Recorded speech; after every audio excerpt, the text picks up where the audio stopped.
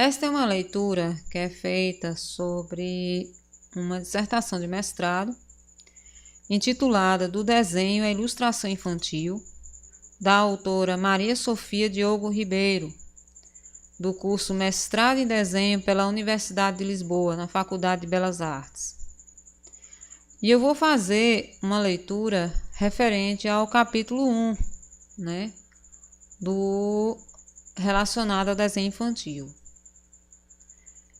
Muita gente pensa que as crianças têm uma grande fantasia porque vê nos seus desenhos ou ouve no que elas dizem coisas fora da realidade.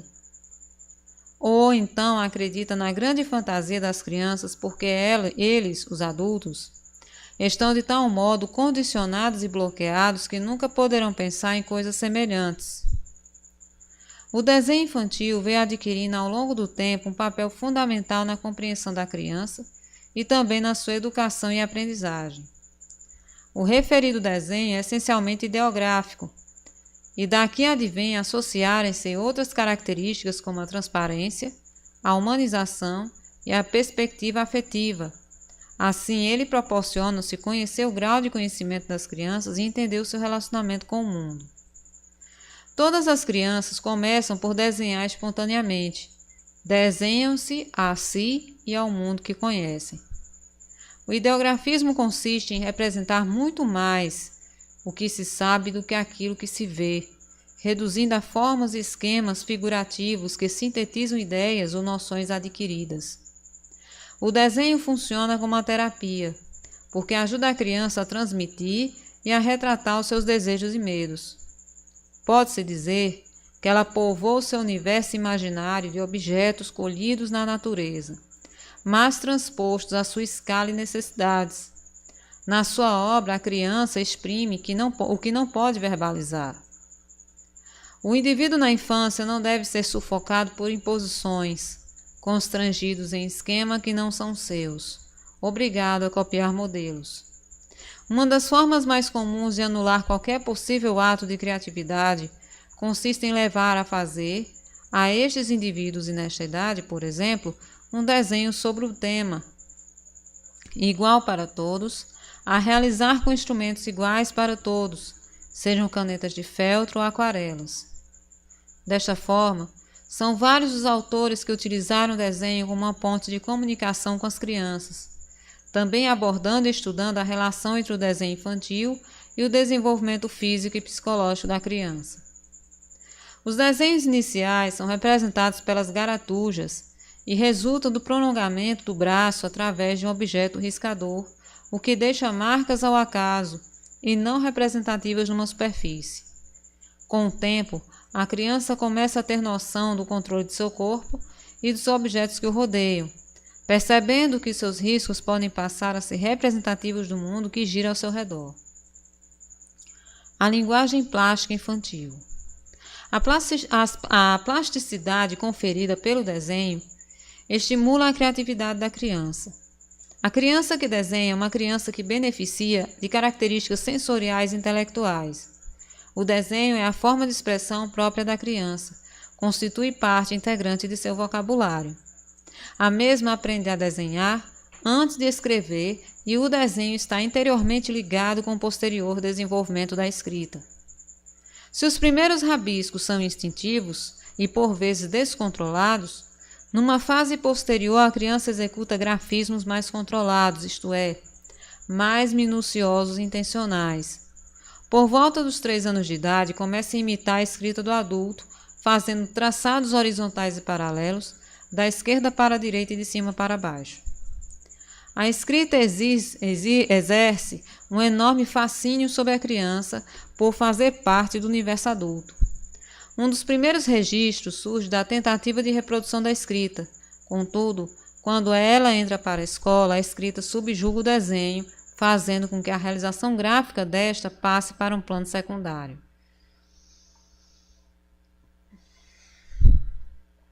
A criança sente prazer ao deixar sua marca pelos locais onde passa. Tal afirmação resulta também como uma chamada de atenção ao adulto. Os sentimentos de posse faz com que esta desenvolva um egocentrismo próprio de sua idade. Como tal, as suas primeiras garatujas surgem quase sempre sobre livros e folhas aparentemente estimados pelo adulto. Trata-se de uma dominação sobre o tão admirado universo adulto.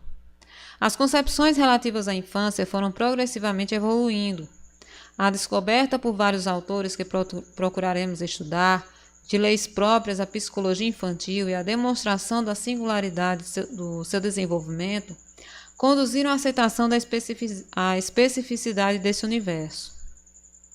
Para os psicólogos, os desenhos são vistos como um meio de comunicação entre a criança e o adulto, incluindo a possibilidade de uma futura resolução de conflitos existentes em seu universo.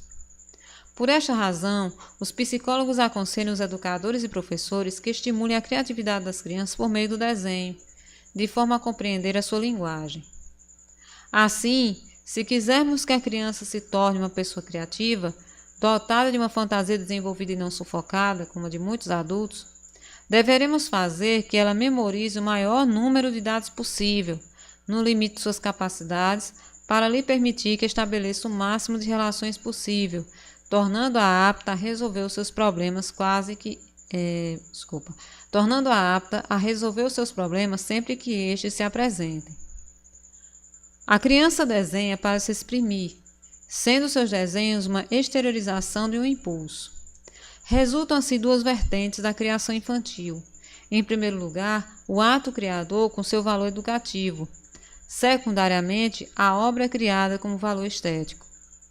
Já na primeira fase, denominada de garatuja, em que a criança ainda é incapaz de representar objetos, esta comunica através do papel que é rabiscado ou manchado aleatoriamente. Do desenho, a criança exercita faculdades diferentes das que utiliza quando pinta. Com um simples traço deixado pelo lápis, representa um homem, um animal, uma casa. O seu mundo é tal como ela vê e conhece. A criança adquire facilmente seus meios de expressão e, logo que os adquire, emprega-os para traduzir a sua visão de melhor maneira e não a visão de um adulto. A evolução do desenho infantil. Como anteriormente referido, o desenho surge com a versatilidade de ser uma brincadeira, uma forma de comunicar e de registrar momentos. Em cada momento de desenvolvimento da criança, o desenho assume símbolos próprios. Estas fases definem maneiras de desenhar que são bastante similares em todas as crianças, apesar das diferenças pessoais de temperamento e sensibilidade. A evolução do desenho infantil não se deve somente a uma evolução temporal, também aos fatores culturais, e os adultos que as envolvem assumem importância significativa para o seu desenvolvimento. O indivíduo forma-se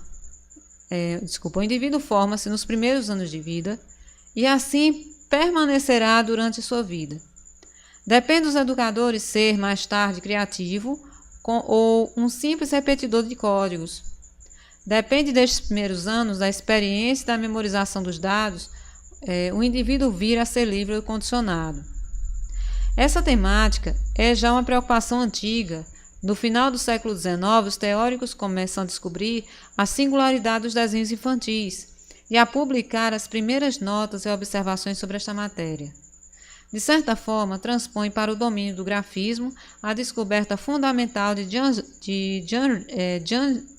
Jean-Jacques Rousseau sobre o modo próprio de ver e pensar da criança. Pela primeira vez na história, fez um grupo de pessoas acreditar que a infância era digna de atenção dos adultos, encorajando o interesse no processo de crescimento da criança. Rousseau esboça o projeto de uma educação natural para as crianças de sua época, pensando no desenvolvimento cognitivo e moral desde o nascimento da criança à idade adulta e sua futura inserção na sociedade.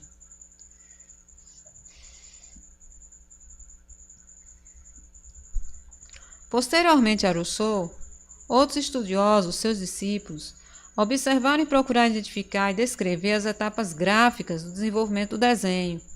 Entre estes, abordaremos o pensamento de Georges-Henri Luquet e Jean Piaget. Luquet, as 4 fases da evolução gráfica da criança. De acordo com Luque, o ato de desenhar obriga a criança a observar o mundo que a rodeia, fazendo desenvolver nela o sentido de análise e observação.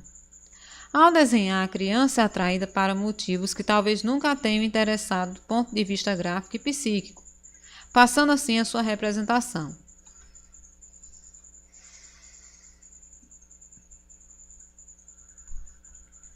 Inicialmente, a criança não pretende representar uma imagem, apenas rabiscar linhas.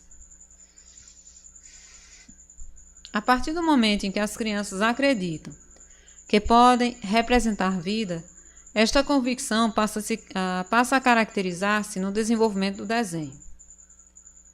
Nada descreve melhor o desenho infantil, no seu geral, que o termo realismo. A reação inicial a esta afirmação pode ser de perplexidade, pois mesmo os desenhos feitos por crianças e faixas etárias superiores não são fiéis ao real e possuem erros de perspectiva. Mesmo assim, Luque defende que os desenhos infantis se desenvolvem através de diferentes tipos de realismo, em que o último deles é o realismo visual, somente alcançado por uma parte das crianças. Conforme enunciado por Luque, dos 4 tipos de realismo, o desenho infantil são: o realismo fortuito. Essa fase desenvolve-se por volta dos 2 anos e põe fim ao período do rabisco. A criança começa por traçar símbolos sem qualquer objetivo. Não existe a intenção de uma representação gráfica, mas ao fazê-lo descobre ocasionalmente uma semelhança com um objeto e passa a nomear seu desenho conforme as similitudes encontradas. Luque defende que, nestes casos, a criança continua consequentemente a rabiscar, sem ter uma noção a priori do que é a representação. Com o tempo, as semelhanças dadas aos rabiscos aumentam gradualmente. Não existe uma súbita mudança para que a criança passe a ser um realista intencional. Apesar da força de vontade da criança em aceitar as suas marcas acidentais, esta começa frequentemente um trabalho com uma intenção representacional, de que o seu trabalho representa algo facilmente reconhecível pela maioria das pessoas. Tal aspecto não é tido em conta da mesma forma pelos adultos, pois estes têm dificuldade em distinguir as semelhanças visuais referidas nas interpretações desenhadas pelas crianças. Contudo, para as crianças, estas ganham confiança na sua habilidade de representar a realidade. Realismo falhado. Este tipo ocorre geralmente entre os 3 e 4 anos, quando a criança descobre a relação de identidade forma-objeto e procura reproduzir esta forma. A criança nesta fase chega ao desenho propriamente dito. Deseja ser realista, mas a sua intenção choca-se com obstáculos gráficos e psíquicos, que dificultam sua exteriorização. São exemplos destes obstáculos a incapacidade de dirigir seus movimentos gráficos, o caráter limitado e descontínuo da atenção infantil e, principalmente, a incapacidade sintética, quando a criança não chega a sintetizar num conjunto coerente os diferentes pormenores que desenha com a preocupação exclusiva de os representar cada um por si. À medida que a criança fica mais conscientemente realista, os seus desenhos começam a ter características do realismo falhado. Apesar de começar a desenvolver uma qualidade mais representacional e que os adultos podem assim mais facilmente entender, há limitações motoras, cognitivas e obstáculos gráficos com que esta se debate para superar.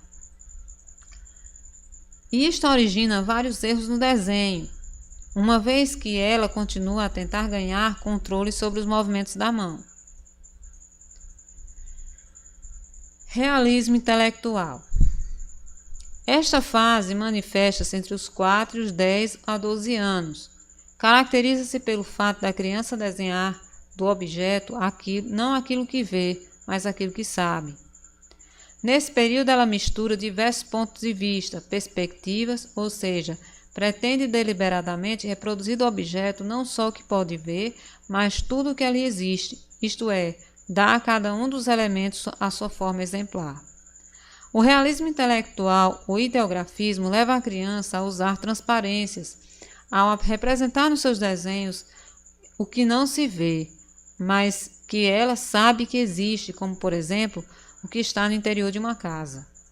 A criança desenha tudo o que sabe, incluindo o que está oculto, como as diversas cenas que habitualmente acontecem no interior da casa.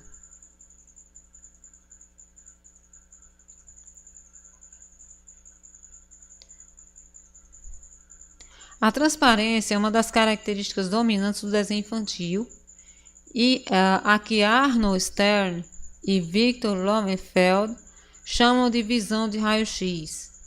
Essa terminologia pretende apenas significar que a representação infantil é ideográfica e que consiste não propriamente em ver, no sentido realista do termo, através dos corpos opacos, mas sim em mostrar o que está dentro dos corpos numa perspectiva afetiva, como acontece na pintura surrealística e onírica de Marc Chagall, entre outros artistas modernos. Podemos assim considerar que a criança utiliza a transparência numa perspectiva lógica, por não encontrar outra maneira de representar, por exemplo, o interior visto por fora. Figura 2. Isso aqui é um trecho de um livro de Antoine Saint-Exupéry, do livro O Pequeno Príncipe. Uma vez, quando eu tinha 6 anos, vi num livro sobre a Floresta Virgem, intitulado Histórias Vividas, uma gravura maravilhosa. Mostrava uma jiboia a engolir uma fera. Nesse livro dizia-se que as jiboias engolem a presa inteira sem a mastigar. Depois ficam sem poder mexer-se e dormem durante os 6 meses da digestão. Pensei muito nessa altura nas aventuras da selva e consegui então fazer o meu primeiro desenho a lápis de cor. O meu desenho número 1. Mostrei a minha obra-prima às pessoas grandes, responderam-me. Por que havia um chapéu meter medo?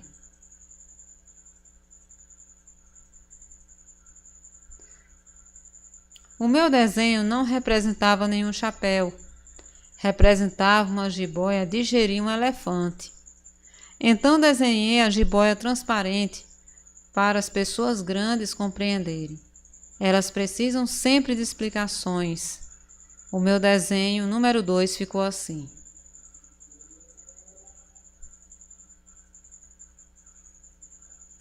Realismo visual. É geralmente por volta dos 12 anos que ocorre o quarto tipo de realismo, maioritariamente marcado pela descoberta da perspectiva e a submissão às suas leis. Resulta no empobrecimento progressivo do grafismo que tende a assemelhar-se às produções adultas. Luquet explica-nos como, em certos casos, é próprio desta idade o abandono do desenho. A principal razão é a perspectiva. Os desenhos em que as crianças executavam anteriormente, de acordo com o realismo intelectual, já não a satisfazem, nem ao espírito crítico, entretanto, desenvolvido. As pessoas grandes aconselharam-me a pôr de lado os desenhos de jiboias transparentes e opacas e a me interessar-me antes pela geografia, história, matemática e pela gramática. Foi assim que, aos 6 anos de idade, desisti de uma brilhante carreira de pintor. As pessoas grandes nunca compreendem nada sozinhas e é cansativo para as crianças terem sempre de dar explicações. Também é um trecho do livro do Pequeno Príncipe, de Antoine Saint-Exupéry. Porém, Luquet, em sua obra O Desenho Infantil, além de exemplificar este abandono do interesse em desenhar, também propõe sugestões de como evitar. Conforme se extrai da obra de Luquet, o ensino do desenho deve visar não apressar artificialmente a evolução espontânea do desenho. Ou seja, não devemos forçar uma criança a desenhar em realismo visual, se o seu desejo ainda é de o querer desenhar em realismo intelectual. A criança desenhará em realismo visual quando tiver naturalmente essa intenção. De acordo com Luquet, a principal atitude do adulto deve ser a de se distanciar, deixando a criança desenhar o que pretende, propondo-lhe temas, sempre que ela necessite e, sobretudo, quando lhe pede, mas fazendo com que as sugestões não soem como imposições.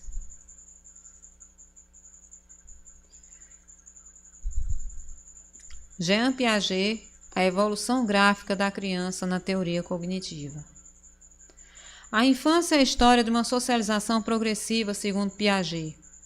Na sua teoria sobre a aquisição de conhecimento, a criança, ao apropriar-se do real, procura reconstruí-lo em termos de objeto, espaço, tempo e causalidade.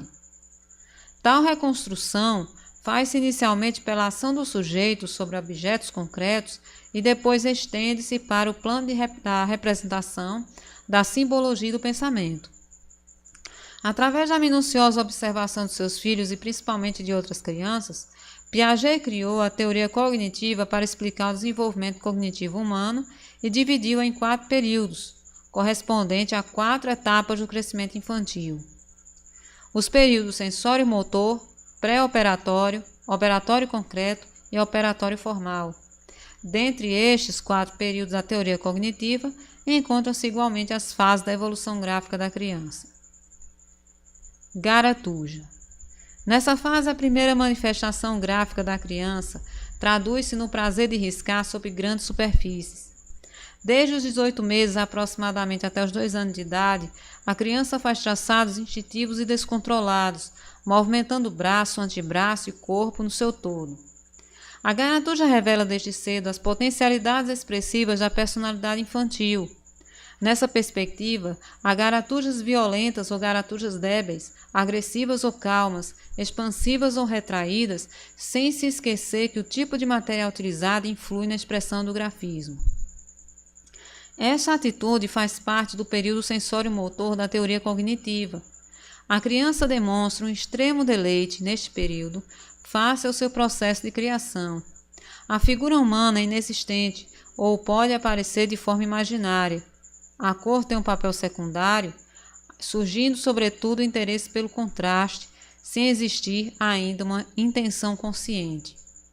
A garatuja pode ser dividida em desordenada, quando ocorrem movimentos amplos e desordenados, ordenada, quando se estabelecem movimentos longitudinais e circulares, coordenação visual e motora.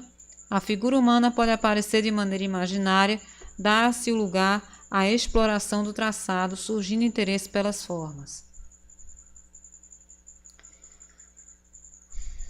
Então, aqui nós temos 2 exemplos, sendo que aqui na figura 4 é a desordenada e a figura 5 é a ordenada. 4 e 5. A garatuja é muitas vezes apenas um jogo, mas ainda neste caso deve-se deixar que a criança rabisque o papel com lápis, porque nesta atividade estão implícitas importantes funções psicológicas, cujo desenvolvimento só facilita a percepção do que produzem livremente. O controle manual é a execução de uma atividade limitada a um certo espaço. A riqueza e a variedade de estilos encontrados nessa forma de expressão são, por si, uma forma importante de verificar correlações entre o temperamento das crianças e seu grafismo. A criança, na fase não figurativa, quando desenha ou pinta, fala como um jogo em que aplica cores, enquanto o adulto visa conscientemente exprimir-se pela arte. A garatuja, como fase da evolução gráfica, compreende certas características que o autor Arnold Stern classificou por forma e pormenor da mancha, pinceladas grandes e grossas aplicadas com vigor, ou traços firmes aplicados em pinceladas ligeiras.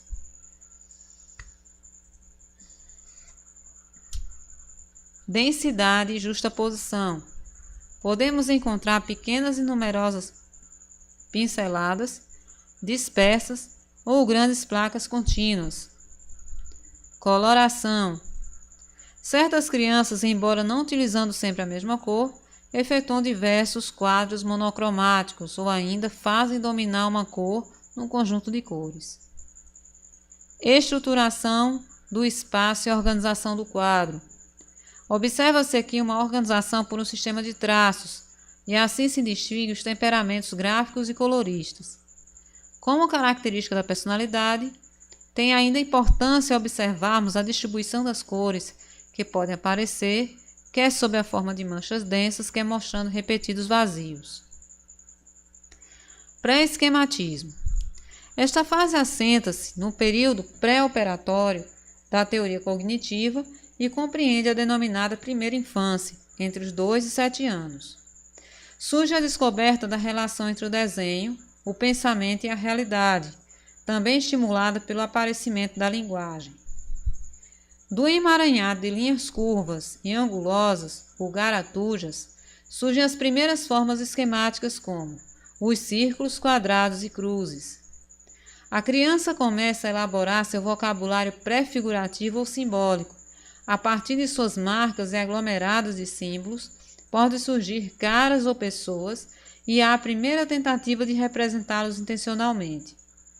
Esta fase é a associação do período designado por Luque de realismo falhado.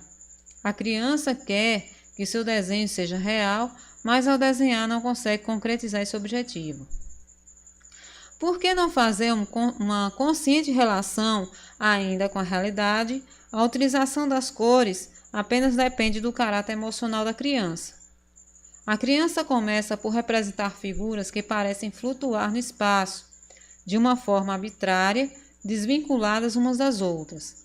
Posteriormente, adquire a noção de vertical e horizontal, oscilando entre a organização própria do espaço cenográfico, onde a obliquidade passa a surgir dinamismo. Esquematismo. Faz parte do período operatório concreto da teoria cognitiva, é notória nas crianças entre a idade dos 7 aos 10 anos. O esquematismo é definido por esboços representativos. A criança ultrapassa o egocentrismo, presente até a data, e desenvolve uma sintonia com os sentimentos e as pessoas que as rodeiam. No espaço onde é feito o desenho, surge uma linha base que apoia as representações elaboradas pela criança. A figura humana aparece, porém, com exagero, descuido ou omitida do conjunto gráfico. Nesta fase, segundo Piaget, existe a descoberta das relações quanto à cor e o objeto representado. Realismo. Nesta etapa também faz parte do período operatório concreto, mas já na sua fase final. Surge então a maior consciência da diferença dos sexos, notória pela acentuação das roupas e forma das figuras do desenho. A nível do espaço do desenho, a criança descobre os planos e a sobreposição. Na representação da figura humana, verifica-se o abandono das linhas e as formas geométricas passa a representá-la no seu conjunto. Nesta fase, existe mais rigidez e formalismo no desenho. Pseudonaturalismo. Essa é a última fase em termos de evolução gráfica. Começa por volta dos 12 anos e pertence ao período operatório formal. É o fim de um período de atividade espontânea e o início da investigação da personalidade, isto é, o adolescente já consegue representar o que vê. Aparecem aqui 2 tipos de orientação representativa, a objetividade visual e a expressão da subjetividade.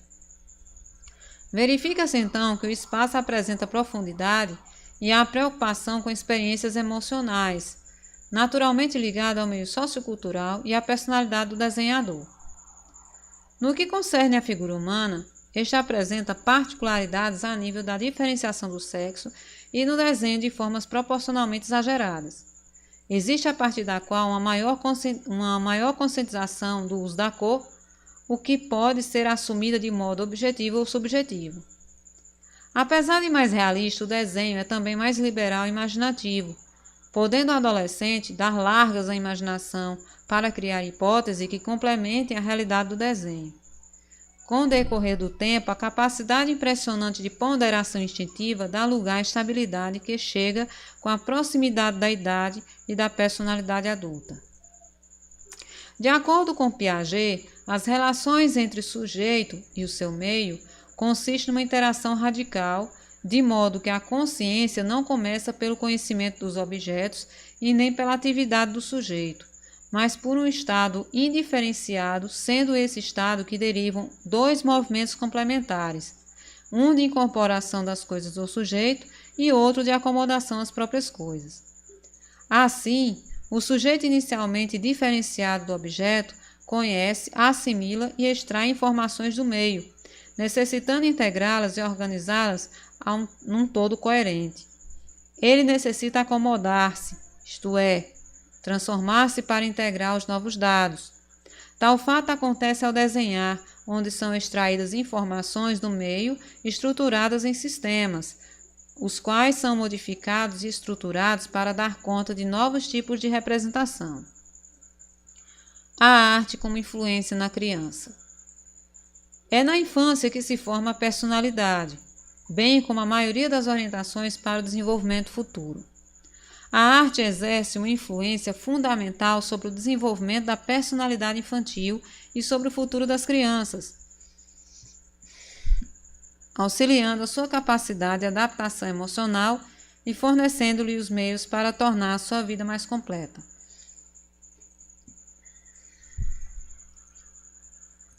A sensibilidade para com as experiências perceptivas, adquiridas através da observação do ouvido, do tato e da descoberta da beleza, contribuirá muito para o enriquecimento da vida da criança, como ser em desenvolvimento. A arte não serve unicamente como válvula de escape emocional, mas também funciona como fonte permanente de satisfação para a criança, graças à qual esta organiza os seus pensamentos e sentimentos, utilizando os materiais criadores. Essa capacidade de organização transforma o caos em ordem e dá significado àquilo que não tinha sentido. Na arte, o que é representado não é o objeto, mas a sua interpretação, ou seja, a interpretação que o artista lhe atribui num determinado momento. Isto porque o olhar artístico é um olhar construtivo. O nosso olhar seleciona, organiza, discrimina, associa, assim, a uma construção de conhecimentos visuais. O olhar de cada um está impregnado com experiências anteriores.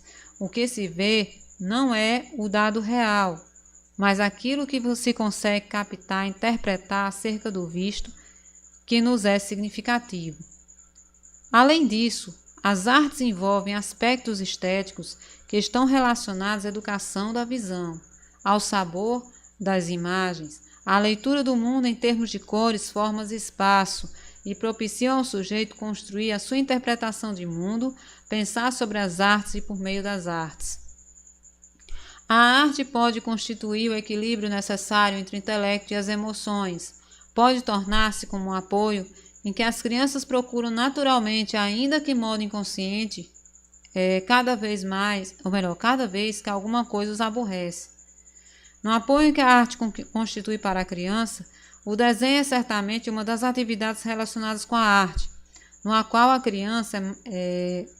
criança mais cedo tem contato e incentivo para desenvolver as suas capacidades, tanto pela família quanto pela escola ou convivência com outras crianças. A interpretação do desenho infantil. Sem dúvida que as crianças veem mais do que desenho. O desenho, a pintura, a modelagem e o jogo de personagens são algumas das formas de expressão infantil. O desenho na arte infantil, como temos vindo a referir, pode ser um teste tradutor da evolução ou maturação das aptidões intelectuais, perceptivas e das capacidades motoras. Interpretar um desenho infantil significa, sobretudo, explicá-lo, compreendê-lo no seu sentido mais ou menos escondido, traduzindo verbalmente aquilo que afinal está patente e pode ser lido. Pode-se extrair dois tipos de sensações no desenho infantil: o sensorial e o racional. O tipo sensorial apresenta dinamismo, cores vivas, estrutura ligada ao conjunto em relação com a força criadora da personalidade e com a capacidade de adaptação social e facilidade de contato. No tipo racional predomina o rigor geométrico, sem precisar os detalhes dos objetos, boas capacidades de observação, facilidade de concentração e tenacidade em concretizar. Outro aspecto interessante no estudo do desenho infantil é que ocorre imediatamente a seguir a visão tipológica que acabamos de referir, de forma a constituir a segunda fase de sua leitura, é o conteúdo, isto é, o tema principal de cada produção. Muitas vezes encontramos uma situação que motiva a escolha da criança na sua composição. Os fatos vividos mais intensamente podem ser determinantes para a criação de certas formas de expressão gráfica, quer pelo prazer em reviver essas situações, quer pelo gosto em reproduzir este ou aquele objeto. Cenas domésticas ou entre animais, a casa, a família, cenas violentas, agressões, incêndios, mostram as preocupações, interesses, receios e desejos dos seus pequenos autores. A análise dos conteúdos do desenho é, no entanto, tarefa difícil e por isso deve ser feita em conjunto com a criança, que nos pode ajudar a esclarecer. O desenho registra, ainda pela intensidade do traço, pelo vigor, suavidade ou pela hesitação, características afetivas que só um estudo atento nos pode dar a conhecer. O homem mau pode ser desenhado com tal vigor que a agressividade sentida se traduza num traço tão impulsivo que rasgue o papel, mas pode também surgir como uma sombra mal definida, pouco nítida, tradutora da angústia sentida, que pode até nem ser figurado. Quando o adulto quer compreender o mundo da criança, deve anotar as explicações e interpretações que a criança fornece, as razões por que abandona um tema e prefere outro, as causas de um súbito desinteresse pelo trabalho em determinado dia, o agrado ou desagrado pelo que está a fazer, e tudo deve ser tomado em conta. Em suma, através do desenho de uma criança é possível analisar o seu caráter, a sua personalidade, temperamento e carências. É possível também, através do que a criança desenha, descobrir e reconhecer fases pelas quais a criança está a passar, as suas dificuldades, bem como os seus pontos positivos. Para o ilustrador infantil, esse ponto é bastante importante, uma vez que o espaço infantil constitui um universo cheio de mundos a serem explorados.